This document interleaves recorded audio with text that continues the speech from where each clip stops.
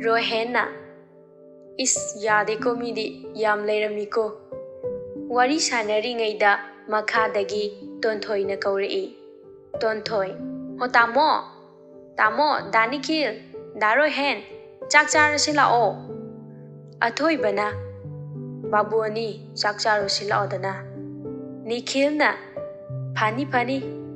Athoi ba, Nikhil, Rohen, makoi ahumsu, kitchen room da, changlakpada, athoi bana, panthoi na tauridu, hek uri. Makhut macha aduna, ironduna leirambadu, athoiba, mamit kukani haiba phau, kaukre. Nikhil na, kanadana nangna namika kuptangai yengdubo. Rohen na, udro na, iroliba nupi sidani kaino, asi nupi se, nongma, thoiba na, notebook na, aingonda thongmada pankiba nupidu malida. Nikhil na, hoine, aishu ningsing leene. Athoiba na, Dumina ngango mi takini babusa. Pakpi na amo. Haima. Kaidaure noy die. Ada lepaga lere die. La odana. Chakcha na batawro. Athoi bana. Ima pabung halaktribo. Pakpi na amo. Halaktrida watlida halaktoiba. Noy pabung gibu matam naibro. Athoi ba Nikhil, Rohen, Tonthoi, Naubi, dining table aduda phammi.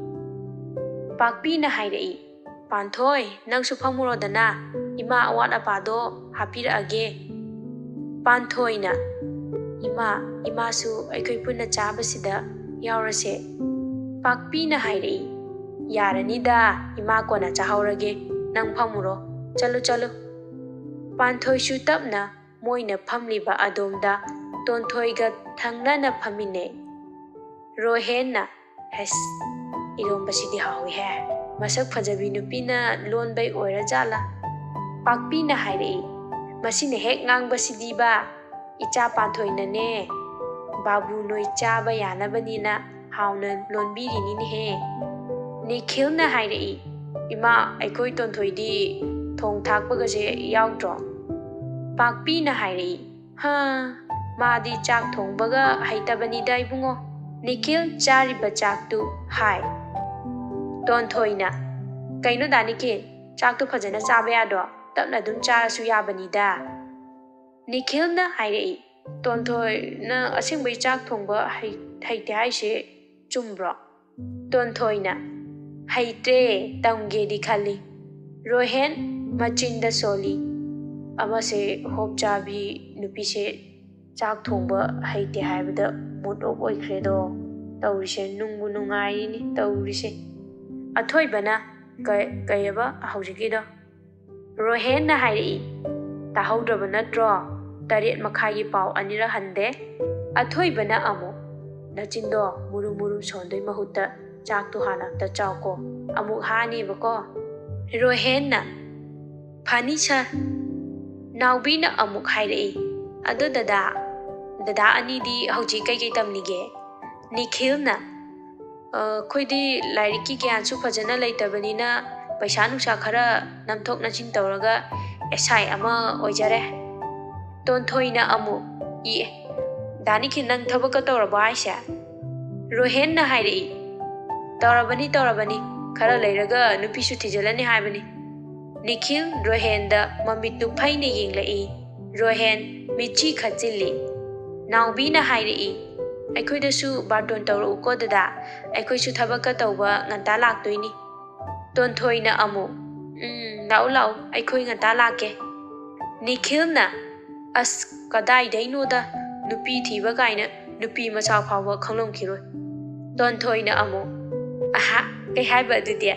Nupi masa khangdana kamai luhongdoiba adudia. Moina ngasai dagi ngangnariba sing adu panthoi di nokphet tongna yengduna lei. Athoi badi ngasai dagi panthoi bu tumin yenglibani. Rohen na athoi bagi manakong mayada changshinduna hairei. Nangna notebook langbada pankiba nupi se hana dagi hena masak sathi na phajarambe. Ai ngaugi tawrebo. Athoi ba mamit phaina Rohen da yenglai. Rohen athoi bana yenglakpaduda tumin na laikre. Athoi bana noina ngasaidagi ngangnaribado mi chak chaba yaramaroye. Panthoi athoibada yenglei. Panthoina yenglakpaduda athoibana chak chaba yadrabo ichan panthoibo. Panthoi magi minga khanglambadudha ngakpadi phawi. Panthoi nokphet tawna khunglai. Yayeda. Pakpina kari kari hapa khoge noibo. Nikhil na hairi. Yarni ima pukoloi pokhai dore. Rohen na amo. Mana puk pokhai dore di ai saidagi chen khibana phadong male. Pakpi noktuna. Masine hek nganglakpa wasima. Leiriba mayamdu Rohengi waduda punna noklami. Chak chaba loinaraduna ngahak pothanaraga Rohenga Nikhilgasu mayumda amu hankhare. Naubisu chattaba yadaba thabak ama leidana masu chatkhare. Numidang wairam tarakpa adwaida angang mayamdi naka thengba niba chatpa haunarami. Kichanda Panthoi Tonthoi Mama Pakpisu punna phamduna wari sanari. Pakpina Icha Panthoi noigidi ichininaw kaya lay. Tonthoina kainu ima mama tomtane. Panthoina ima hanadi iyamba ama leirame haujikti leikhitre. Pakpina hairei haima imadi khangdadana hangbani ko saunu ko ibema. Tonthoina amu aina haidro ima nangi pohangda hangbido tawno haiba natro. Panthoina Tonthoi imada adumaina haibino imana khangdadana hangbabo aina kaigi saudino. Tanjaduda mapa ningthemsu changla ami. Ningthemna kai warino aisu khita yawba yaroidro aisu khita yawjagedana. Tonthoina iye pabung hala aba noi heroni se aina lai takpiramiba. Ningthemna masine hek ngangthorokpasidi icha Panthoi haido icha sira nungaina hek leithu icha sidi mama nang amta changla ukada. Tonthoina puthokro ima nang pabungna yam yengningi amta changbiruso. Pakpina nang wathiyam nganganuko nayamba marai thokcharaksani. Tonthoina tholakte khangbai nganglini kaino ado ima thabal chongba chatoini ko. Pakpina ho chalo. Pakpisu ningthemna kaurambadagi makhoi kada changkhare. Tonthoina Panthoi horen thabal chongba chatoini ko. Panthoina hairei aidi thabal chongba su haitana na adum chongda aidi chongba haiteba. Tonthoina amu ai tomda chongba talleme nangsu chonggadabani ko aidi yaro haisini. Athoiba nakandagi kainjang thongdoi ma. Tonthoina ima moi kada changkhiye sida ima leite ko tamo. Athoibana aidi ima leibabum khanjaruba aduini. Tonthoina adu tamo nakadeng paisa piyo. Athoibana nangbu angang do haujikta nakadeng paisa ga nirisibo hetorobi nangbu angang na ne. Tonthoina mi akhoi angang oijari ko piro haisini aidi ani piro. Athoibana ani di yaudre tara di yawiko. Tonthoina aina ani haise khangdo tamona. Athoibana lupa ani haina to aidi lupa ani di yaude lupa tara di yawi haini kaino.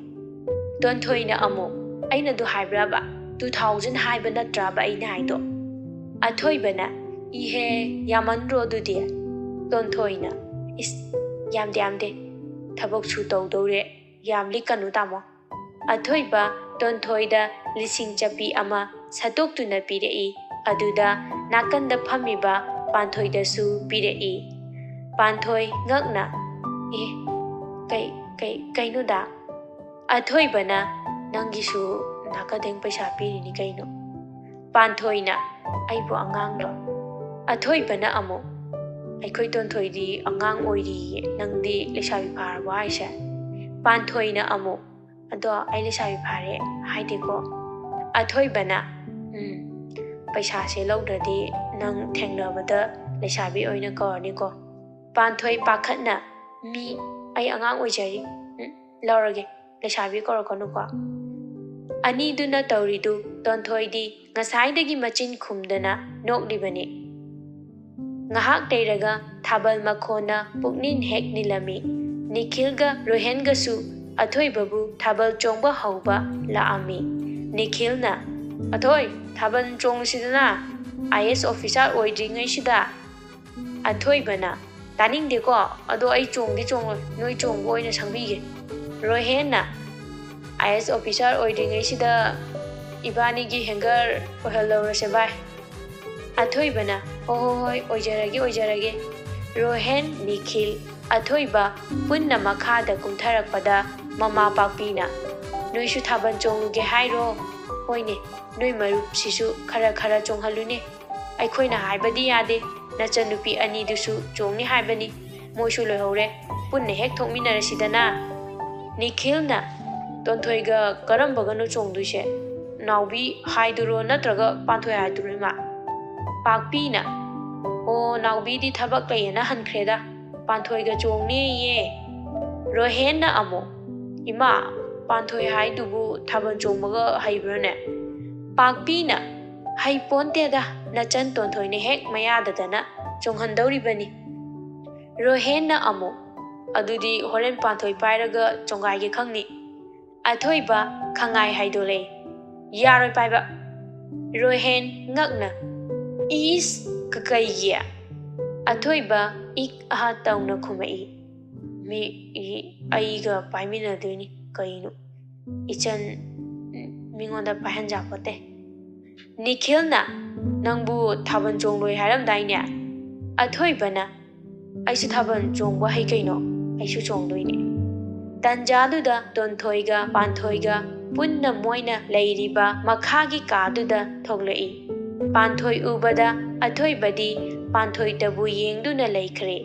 nupi oibisingi haina balai kedana phajabana makhal ama kiraga phajabana makhal ama adubu ngasidi panthoi kedana phajariba masaktuda khara kesinbaduda lai machagum phajakhre mapan naibi green machugi ama setli top black color ama litli rani phi mapan black na hapa ningthina phajana haktaba phi aduna phajaraba panthoida setpaduda amukka hena phajakhre Nikhilna ngasi thabal se mi khanaba yawa soidrebo tonthoina e kana mi khana dawrige haise Rohenna asina ngangbu wabu noi anisi ngasidi sathi na phajai he horen aikhoiga pairaga chongduini go tonthoina ngamdre mi phajaba pakhang mayanga paimina doisa Nikhilna angangna nupa atopaga yam painingbra ha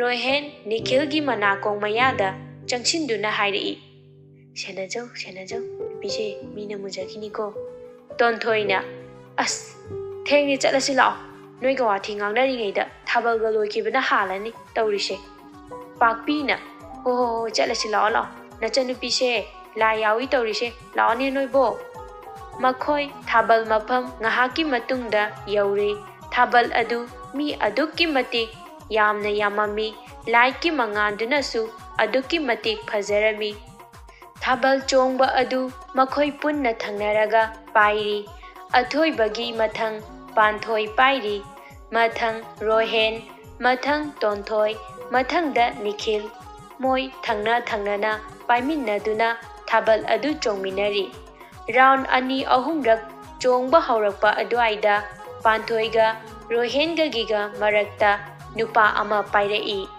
nupa aduna panthoida hairei oi phajabi nangming kai kauge ha panthoi khumde nupa aduna kaino naronga thokro as pamui he nasak khuphajaduga panthoi nupa aduna tauridu ma hainadabana loire panthoi hainadaduna athoibaromda yenglai athoibasu panthoi na tauridu hainadre haiba khangabani adubu hek yauksinbadu matang chade haina tuminna leiribani nupa aduna amuk hairei aina hairise tadro phajabi ming hainingdragana phone number oina piro odana aiga koinarase haibanida athoiba makok adu haiphet cheptharaduna nupa aduda hairei oi bungo nang yahau khara thengebo aiga hana koinakhre kamdau seba ha ꯑꯊꯣꯏꯕꯒꯤ ꯋꯥ ꯑꯗꯨ ꯇꯥꯕꯗ ꯉꯛꯅ ꯃꯃꯤꯠ ꯑꯅꯤꯗꯨꯅ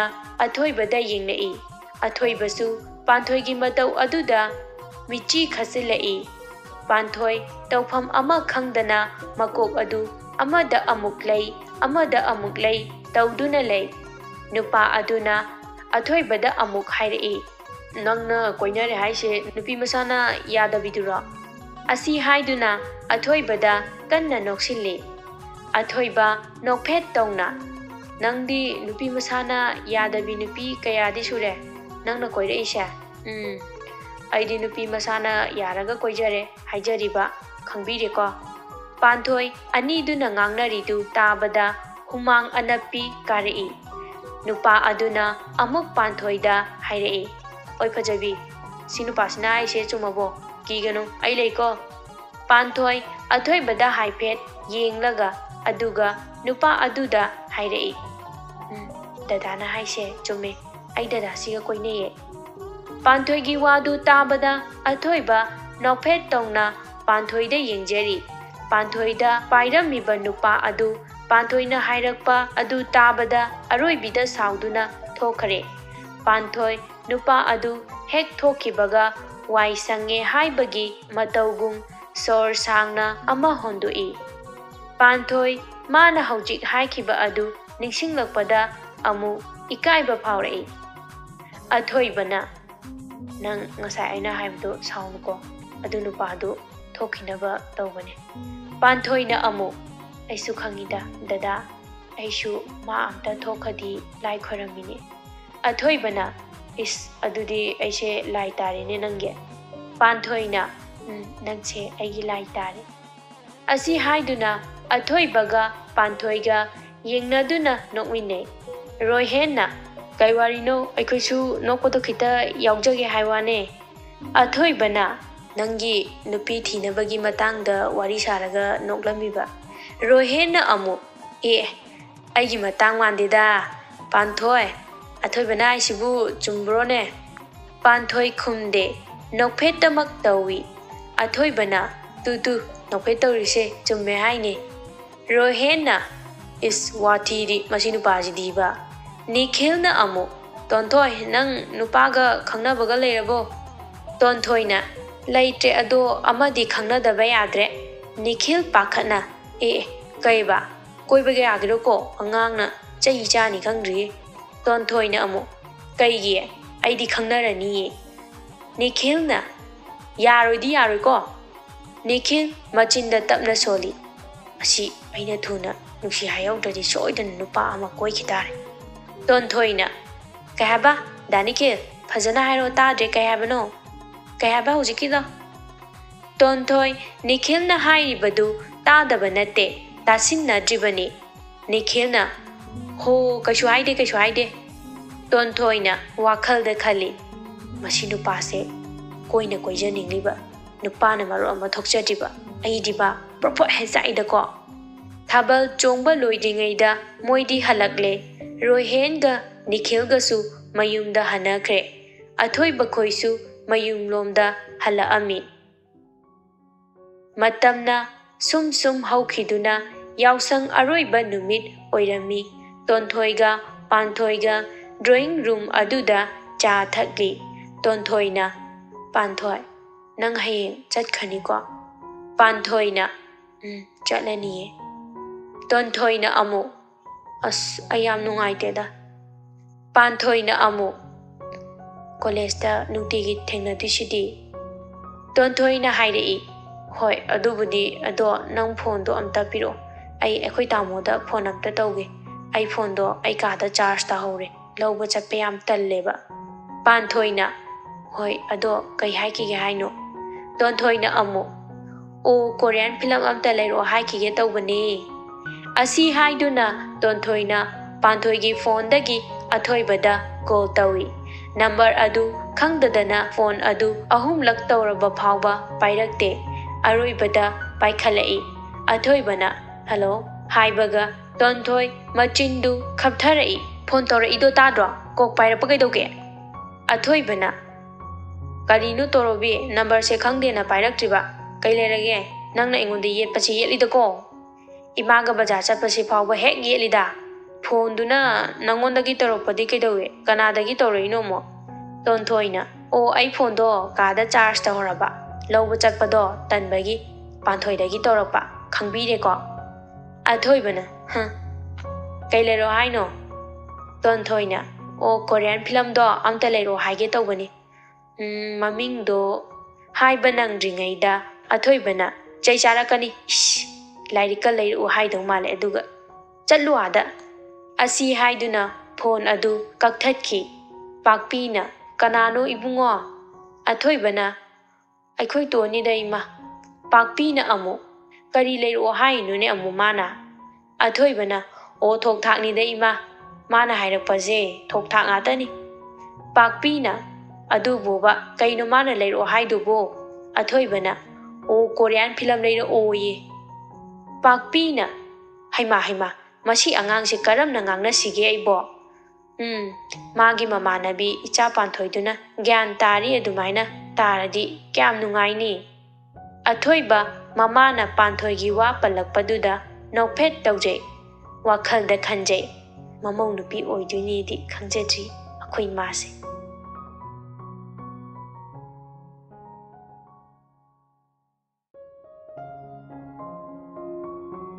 Matamna asum haujankhibana hanagum Panthoi Naubi Tonthoi college kaminari Naubina Tonthoi noi dada do aikoida hana masak taklamu yadro mi aidi khangdabanina nongma phajana aina ngangkhre aidi nangna nahan noi tamone na masak takpaduda aidi ikaibana sige tawigo Tonthoina nangdi kai ngawliba nangdi kaida thengnariba haisa Naubina O nongmane aina Panthoida notebook na pale haibado khangidana ado noi tamona ne daru henda langbada Panthoida oina palaba ada aina ngangtharambane haiba nangbo Tonthoina is adubo akhoi tamodi na hana kawramani bema Naubina amu ado nahan waidagi haujina yam helamme haiba phajabadu nakandagi kanano phajaramisibo Aikoisu kita khangjagidana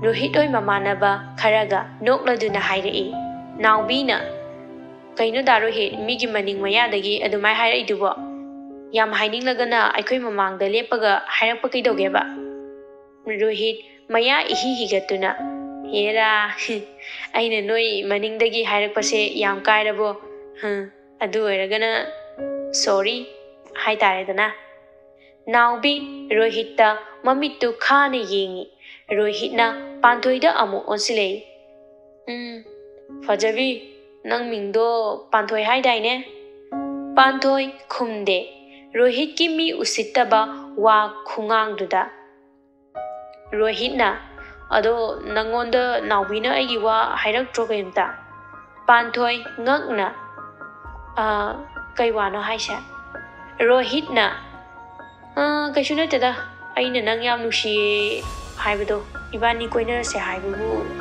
kai khaliba Panthoi masa adu phathaje aduga hairei darohit ai adugi wakhal aingonda haujik leitri aibu nachan amagum khanbiyo aisu darohit bu ibung amagum khange Rohitna aidi nang aigi changum khanbadi ngamoibo Rohit ki mamanaba amana amu hairei Panthoida nang aikoi itaw sida leiradi nakutta hamaga leidoini ne nangbo pangnuda